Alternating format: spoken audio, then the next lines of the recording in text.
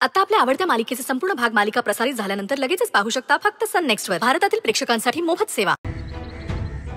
तुम्ही अबॉर्शन केलं नाही हे कुणाला म्हणजे कुणालाच कळता कामा नये. हे फक्त तुमच्यात आणि माझ्यात राहील. ओके मणी सर, पण का? म्हणजे कशासाठी? नाही, मी तसंही हे कोणाला सांगणार नव्हतेच, पण लपवायचं तरी का? स्वानंदी, हे बघा, या सगळ्या मागे जो कोणी कारणीभूत आहे त्याला जर कळलं तुम्ही प्रेग्नंट आहात तर तो तुमच्यावर नजर ठेवून असेल. त्याला सुद्धा हेच वाटत असेल की हे मूल तुम्ही जन्माला घालू नये. पण जर तुम्ही अबॉर्शन केलं हे जर त्याला कळलं तर तो गाफील होईल, आणि तो गाफील झाल्यानंतर आपण त्याला सहज पकडू शकू. हे सगळं ठीक आहे मनी सर, पण मला खोटं बोलायला अजिबात आवडत नाही. आणि माझ्या पोटात असणाऱ्या बाळावर मी आत्तापासून हेच संस्कार करायचेत का? खोटं बोलणं किंवा संस्काराचा मुद्दाच नाहीये. मी खबरदारी घ्यायची म्हणतोय. तुम्ही मला प्रॉमिस करा, तुम्ही अबॉर्शन केलं नाहीये हे कुणालाही सांगणार नाही. मणी सर, पण किती दिवस लपणार आहे हे? 2 महिन्यांनी पोट दिसायला लागेल, आणि मग काय करायचं? एक्झॅक्टली, मलाही हेच म्हणायचंय. आपल्याकडे 2 महिने आहेत अजून. या 2 महिन्यात तुम्ही प्रेग्नंट आहात हे कुणालाही कळणार नाहीये, आणि याच 2 महिन्यात आपण त्या व्यक्तीला शोधू शकू. एकदा का ती व्यक्ती सापडली, तो गुन्हेगार सापडला की तुम्हाला कोण काय म्हणेल याची काळजी करण्याचं काहीच कारण उरत नाही. तुमचं म्हणणं बरोबर आहे. या 2 महिन्यात ज्याने कोणी बेहे केलाय ते मी शोधून काढणार. थँक्यू मनी सर. थँक्यू का? मला कौतुक वाटतं तुमचं की तुम्ही समोरच्याच्या मनाचा इतका विचार कसं काय करू शकता. मी प्रॉमिस देते तुम्हाला, मी नाही सांगणार आहे कुणाला, पण मला यात एक सूट हवी आहे. प्रॉमिस मध्ये सूट हवी? काय सूट? मी हे कुणाला बी सांगणार नाही, पण मला वॉर्डन मॅडमला आणि जेसीला तेवढं सांगू द्या. त्या जवळच्या आहेत माझ्या, आणि मी जर हे त्यांना सांगितलं नाही ना तर माझं मन मलाच खात राहील. त्यामुळं फक्त त्यांना तेवढं सांगू द्या.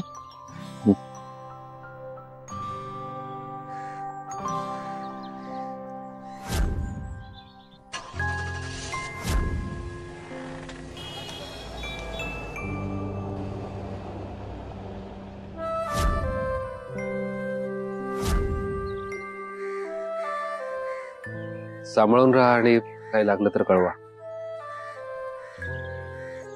आणि तुम्ही नका जास्त टेन्शन घेऊ. वॉर्डन मॅडम आणि जेसी आहेतच. येते.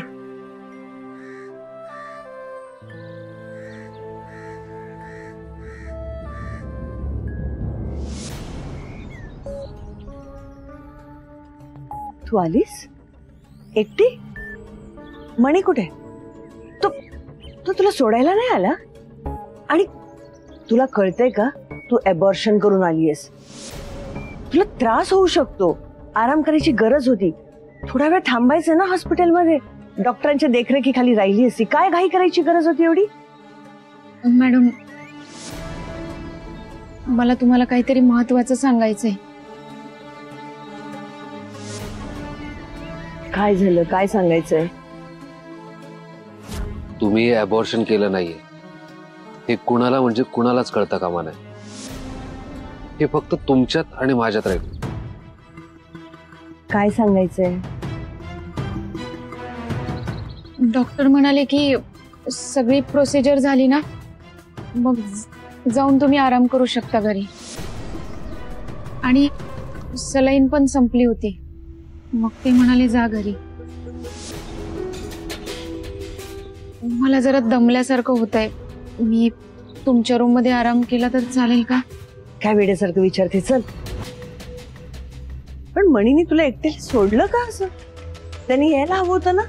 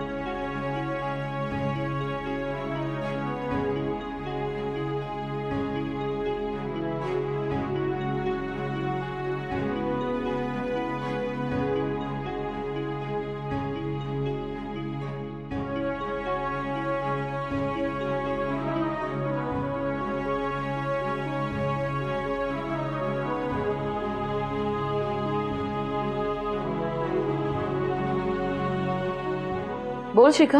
हॅलो संचिता मॅम, तुम्हाला एक गरमागरम बातमी द्यायची होती. आपली हिरोईन अबॉर्शन करून परत आली बरं का. काय? हो स्वानंदीने अबॉर्शन केलं? हो, तर झोपा काढले की होईल ठणठणीत. फायनली आता माझ्या आयुष्यातली पीडा निघून जाणार. Great Shikha, I love you, I love you, I love you. बरे काही मी नंतर बोलते तुझ्याशी. ओके. स्वानंदी, सुजित, सुजित.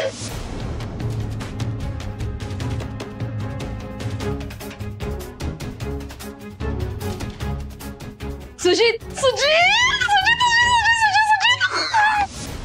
संचिता, काय रिबिन तोडलीस तू?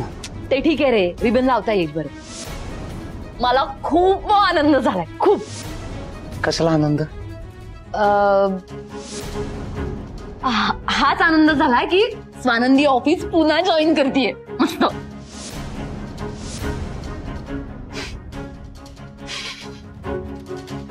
तू बरी आहेस का ग संचिता? स्वानंदी हे ऑफिस पुन्हा जॉईन करते म्हणून हे क्युबिकल बनवलं ना आपण तिच्यासाठी.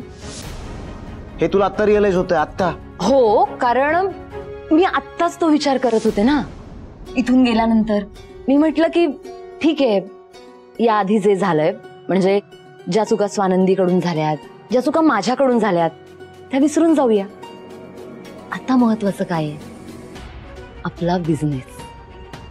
बिझनेस वाढणं खूप महत्वाचं आहे ना. आणि तूच म्हणालास, जर आपल्याला स्वतःचा ब्रँड ओपन करायचा असेल तर स्वानंदीची गरज आहे. म्हणून म्हटलं ठीक आहे, भूल जातं हे सब. संचिता, बिझनेस मोठा करायचा असेल तर आपल्याला काम करायला हवं. मी आता जातो काम करायला. ही रिबिन जी तोडलीयस ना, प्लीज पुन्हा लाव. लगेच लावते. आणि जरा बिहेव. ऑफिस मध्ये होता आपण.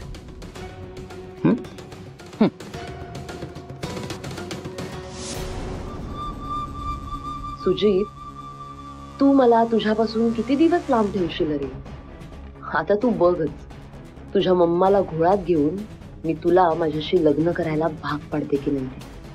आणि ज्या दिवशी मी मिसेस सरपोतदार म्हणून एंटर होईन, त्या दिवशी स्वानंदीची कायमची एक्झिट. तू जो निर्णय घेतलायस तो योग्य आहे. मी हेच तर सांगण्याचा प्रयत्न करत होते तुला. हो मॅडम. आणि मणी सर म्हणाले की मी हे कोणालाही सांगू नये. माझं अबॉर्शन झालंय हाच समज जर इतरांचा झाला तर माझ्यासोबत ज्याने कोणी बी हे केलंय त्याला पकडायला सोपं जाईल. म्हणून मी फक्त तुम्हाला आणि जेसीला हे सांगायचं ठरवलंय. तू काळजी करू नकोस. वाचवा, वाचवा मला.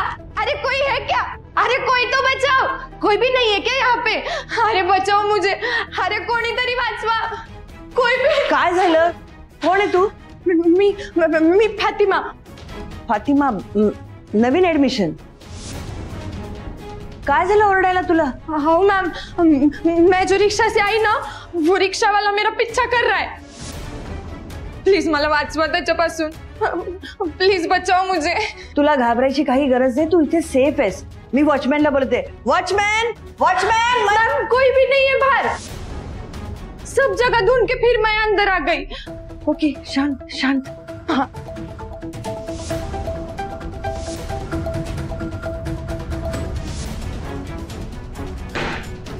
वहीच आहे. बचाओ मुझे. ओ मॅडम, अहो बाहेर या ना. ओ किती वेळ झाला आवाज येतो तुम्हाला? लवकर या बाहेर. अहो अहो वाचवा मला. बचाओ मुझे. थांब, तू घाबरू नकोस. चल ग.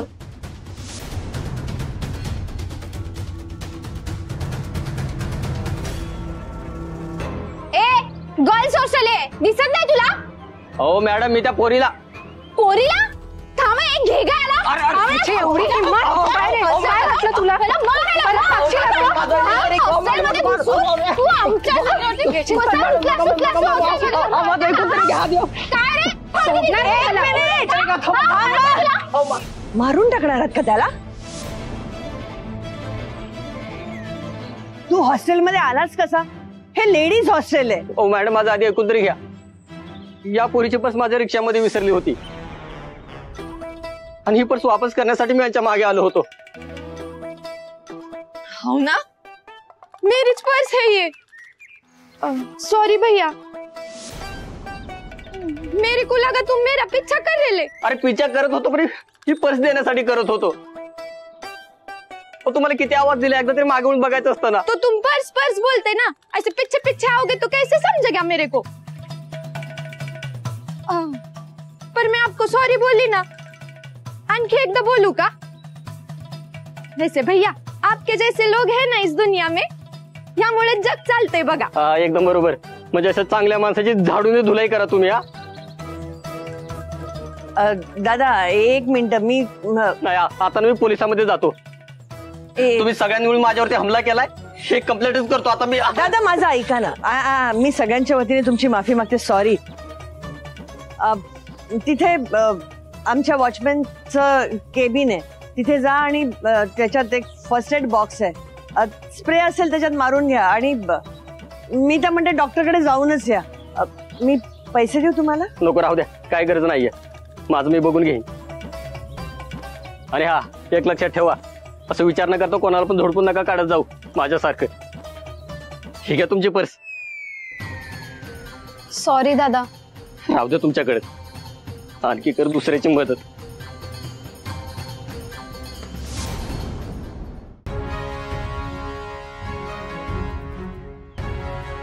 एवढा आरडाओरडा करण्याआधी विचार तरी करायचा. फुकटचा मार खावा लागला त्याला. हो मैम, मेरे को सच में लगा वो मेरा पीछा कर रहा है. खरं बोलते मी. आणि तुम्ही असं मारता कोणी कोणाला? Sorry ma'am. Sorry ma'am. तू चल आतमध्ये, ऍडमिशनची फॉर्मॅलिटी करूया. मॅडम, मेरे को एक सवाल पूछना था. बोला. हो, खोलीमध्ये मी एकटीच असेल का? नाही म्हणजे मग मी रात्रीची लाईट लावून झोपेल. मेरे को अंधेरी से डर लगता है.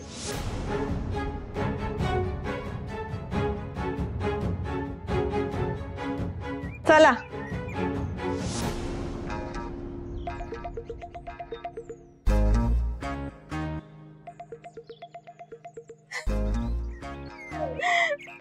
काय नमुनी मुलगी होती का ती? तिच्यामुळे त्या रिक्षावाल्याला मार खावा. मला तर तो सीन आठवून हसायला येत.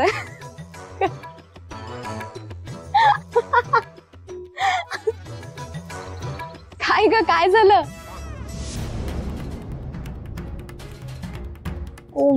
I am so sorry Swanandi. I am so sorry. मी विसरले. तुझी तब्येत कशी आहे? तू व्यवस्थित आहेस ना?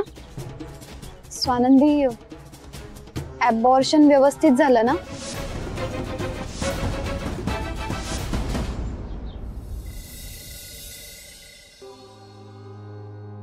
मला माहिती आहे जेसी, माझ्या भल्याचा विचार करूनच तू मला ॲबॉर्शन करायला सांगितलं होतं. पण खरं सांगू का, आपण किती बी स्वतःच्या मनाला समजवलं ना, तरी जे चूक आहे ते चूकच आहे. एका जीवाला मारणे हे पापच आहे की, आणि हे पाप मी नाही करू शकत. माझ्याने नाही होणार.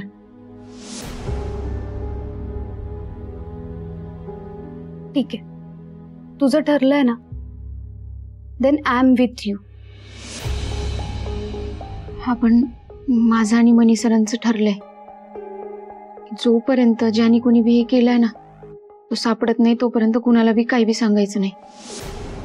करेक्ट आहे मग स्वानंदी. अगं, तो कल्प्रेट त्याशिवाय सापडणार कसा मग?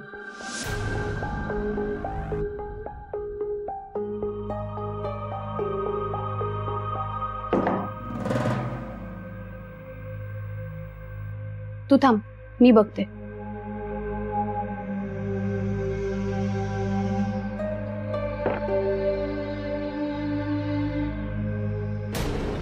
जेसी, स्वानंदी कशी आहे ग?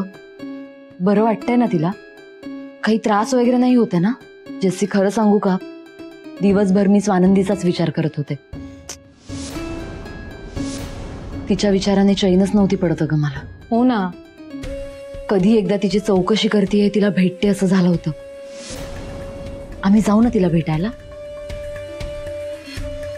सो स्वीट ऑफ यू संचिता. स्वानंदीची किती काळजी आहे तुला. आणखी काय हवं अगं आयुष्यात. पण आय एम सो सॉरी संचिता, तुला तिला भेटता नाही येणार ग. खूप दमलीये ग ती बिचारी. एवढं मोठं ऑपरेशन झालंय ना तिचं. अजिबात एनर्जी नाहीये तिच्यामध्ये. आणि अगं जस्ट आता 5 मिनिटापूर्वीच तिचा डोळा लागला. I am so sorry. नाही नाही, काहीच हरकत नाही. हे बघ, तिला करू दे आराम. आम्हाला फक्त तिची चौकशी करायची होती. ती बरी आहे की नाही इतकंच बघायचं होतं. हो. तिला सांग मी येऊन गेले आणि काळजी घ्यायला सांग तिला. हो. आणि मॅम, आपण निघूया आता. उगाच आपल्यामुळे त्यांना त्रास नको. आणि तू सुद्धा काळजी घे. थँक्यू. चल.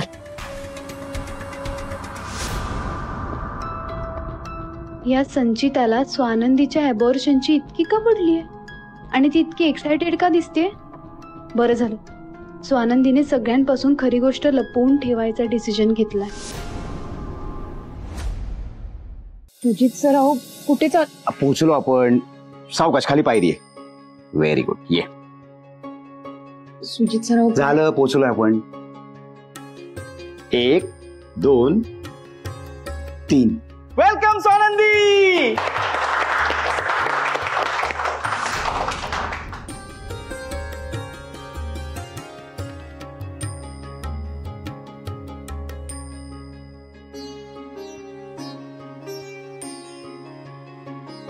संचिता. हो. वेलकम स्वानंदी.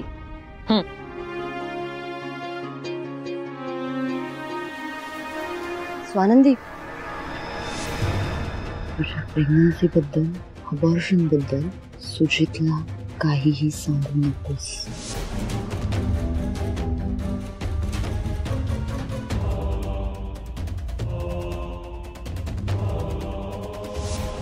स्वानंदी, तुझं खूप स्वागत. मला रादर आम्हा सगळ्यांना छान वाटते तू पुन्हा आपल्या कंपनीत आलीस. आता पुढचं सरप्राईज. आता कस. थांब. राजाराम, काही नाही, एवढं काही नाही.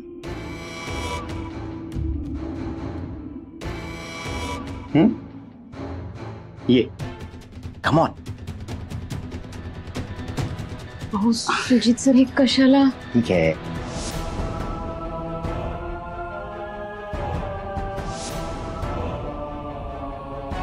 इथे. अहो सुजित सर, इथे कुठे. माझी जागा तर वर्कशॉप मध्ये आहे ना. स्वानंदी, बघ, आजपासून तुझी जागा ही आहे. अहो सुजित सर, खरं. स्वानंदी, ये. कम ऑन, ये.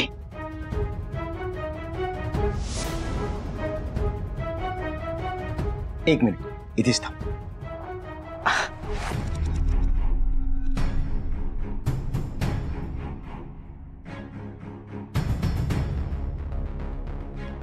अहो सुजित सर, पण हे सगळं कशासाठी. हे सगळं तू डिझर्व करतेस म्हणून. घे स्वानंदी, घे.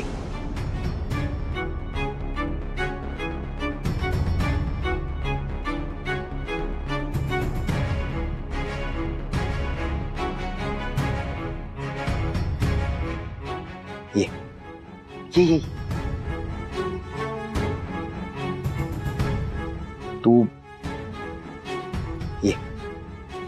ये बस. सुजित सर, कशाला हे सगळं. बस.